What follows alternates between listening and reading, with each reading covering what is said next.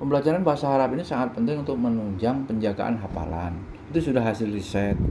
Maka sesuai permintaan ayahmu dan Abi juga sepakat untuk Mbak Kaila memang mengajar tahfiz dan mengajar bahasa Arab.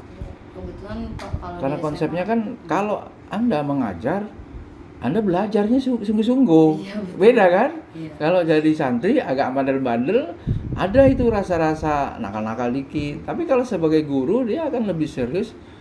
Maka ada itu quote-nya, kalau mau pintar mengajar malahan. Dan diantaranya bukti kemampuan kita, kompetensi kita telah ahli itu kita bisa memahamkan kepada orang lain.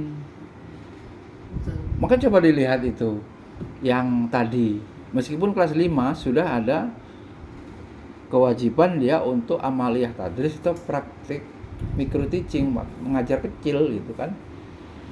Saya kira kalau sekolah-sekolah lain muridnya banyak yang nggak bisa melaksanakan itu. Yang bisa sekolah yang muridnya sedikit kemudian non formal, tidak kaku dengan peraturan kurikulum pemerintah, dan waktunya juga kita buat lapang sampai sehari.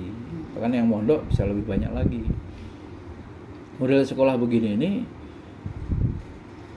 kalau dibilang ke Ica, ini apa yang kau cari, apa yang kau dapat kalau pulang. Guru kemudian apa yang sudah diberikan kepada peserta didik atau santri itu. Kalau masalah menyesuaikan jadwal, nggak ada masalah. Jadi harapan saya supaya terwujud tadi bahasa Arab dan tahfiz. Jadi setengah hari nanti bunda bantuin bundanya habis zuhur. Kalau perlu qailullah namanya, santri juga sebagian yang pondok itu boleh tidur jam 11.15 bisa pulang.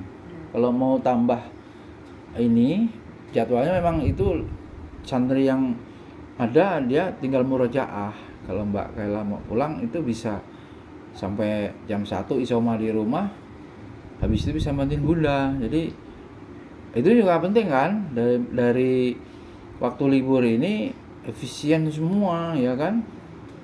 Yang pengembangan ilmu kan arahnya kan intelektual yang ulama yang intelektual. Kalau Mbak kalau sudah punya basic agama yang kemarin hafalan dan ilmu dinnya pasti sama lah, belajar akidah, belajar fikih itu pasti juga ya. Walaupun penggabungan ya di SMA-nya dengan kalau SMA memang bisa karena kan memang khusus diniyah kan. Oh ya. Jadi jasa SMA-nya apa? Pondok sama SMK, jadi dua. Lah yang SMK itu belajar nggak pelajaran SMK-nya? Enggak sebenarnya. Nah ya itu yang Habib bilang penggabungan gitu. Iya betul. Penggabungan ujian Iya. gitu. Jadi untuk nisan dan seterusnya itu digabungkan di SMK. Jadi jurusannya apa SMK-nya? Pelayaran. Lah itu aslinya mismatch ya, tapi kan itu untuk formalitas paling dibimbelkan paling ya, supaya untuk bisa jawab, untuk bisa ujiannya untuk SMA kelulusannya. Sehingga itu untuk iya banyak yang penting berarti harus mempertanggungjawabkan penguatan keilmuan agama dan tahfiznya. Karena itulah yang dipelajari. Untuk formalitas legalnya SMK pelayaran pula. Kalau kesehatan masih mendukung kuliah perawatnya. Karena kita berpikirnya kan tidak linear. Karena tadi bagaimana bisa intelektual, bisa ulama, bisa alim ilmu agama, dan bisa memiliki kompetensi ilmu umum tertentu, spesifikasinya keperawatan, ya memang begitu. Dua-duanya harus ditempuh. Caranya ya begini. Di antaranya non formal tetapi tertib, bukan non formal itu terus longgar, nggak disiplin, nggak, sangat tertib. Kita itu nggak mau diawasi pengawas yang tukang minta pungli transport, macam-macam, ngatur kurikulum. Itu aja. Negara itu masih begitu ya. Waktu Abi ngajar S2 manajemen itu pengawas semua di UIN itu. Ya kayak gitu juga masih. Orang berobat di sini kepala dinas pengawas, apa dosanya, apa suka pungli juga. Datang sekolah, pulang harus ada uang gitu-gitu. Maka sekolah non formal, kawan-kawan yang aktif itu dan kemudian digabungkan itu bagian dari solusi. Biasanya karena semua lengkap juga mereka masih mempersoalkan yang enggak gitu untuk urusan administrasi itu ada aja.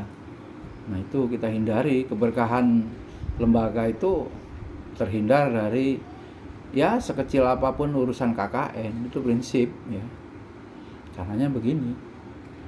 Ya udah gitu ya. Jadi kalau sekarang mau istirahat nggak apa-apa karena kan aslinya pagi ya. Ya. Terima kasih. Assalamualaikum.